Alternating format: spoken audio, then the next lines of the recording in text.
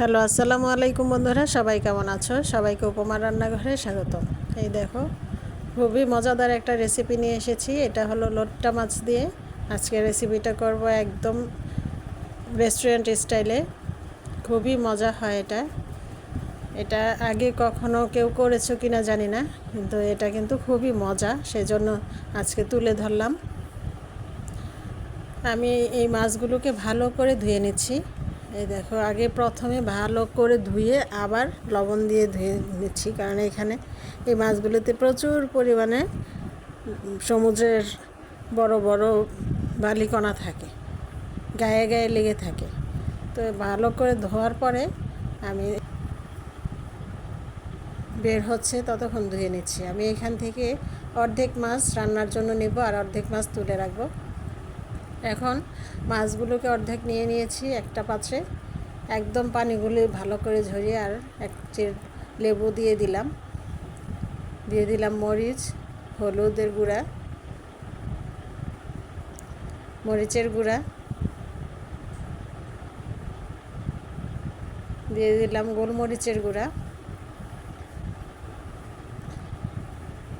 দিয়ে দিলাম আদা রসুনের পেস্ট, দিয়ে এগুলোকে ভালো করে মেখে নিচ্ছি।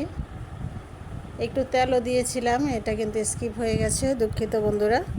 এখন মাখানো হয়ে গেলে দিয়ে দেব 1 চামচ বেসন আর 1 চামচ কর্নফ্লাওয়ার, দিয়ে দেব ফিশ সসটাও 1 চা চামচের মতো দিয়েছি। এটা অপশনাল, যদি থাকে তো দিবেন, আর না থাকলে দরকার নেই। দিয়ে দিলাম ওয়েস্টার সস, মানে রেস্টুরেন্টে এগুলিই দেয় স্বাদটা বাড়ানোর জন্য। আমি এটা দেওয়ার চেষ্টা করেছি। এখন ভালোভাবে মেখে নিচ্ছি, মেখে আধা ঘন্টার জন্য রেখে দেব। আধা ঘন্টা পরে চলে আসলাম একটি প্যানে, দিয়ে দিলাম রান্নার তেল।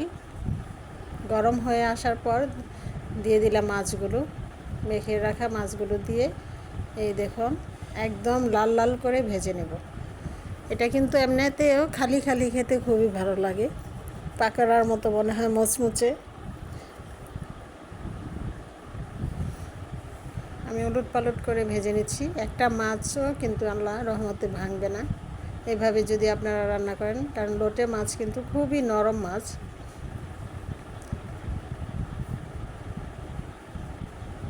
একদম কি সুন্দর লাল লাল হয়েছে, তাই না বন্ধুরা? এখন তুলে নিচ্ছি এটা আমি আরেকটা পাত্রে, আর যা বাকিগুলি আবার ভেজে নিচ্ছি। আমার এই রান্নাটা যদি আপনাদের ভালো লেগে থাকে, ইউটিউব থেকে দেখলে লাইক কমেন্ট সাবস্ক্রাইব করে প্লিজ আমার পাশে থাকবেন, আর ফেসবুক থেকে দেখলে লাইক কমেন্ট শেয়ার ফলো দিয়ে আমার পাশে থাকবেন। এখন সেই তেলের মধ্যেই আমি দিয়ে দিলাম বেশ কিছু পরিমাণ পেঁয়াজ কুচি, দিয়ে ভালো করে ভেজে নিচ্ছি। পেঁয়াজের সাথে ধনেপাতা ছিল বন্ধুরা, কিছু মনে করবেন না।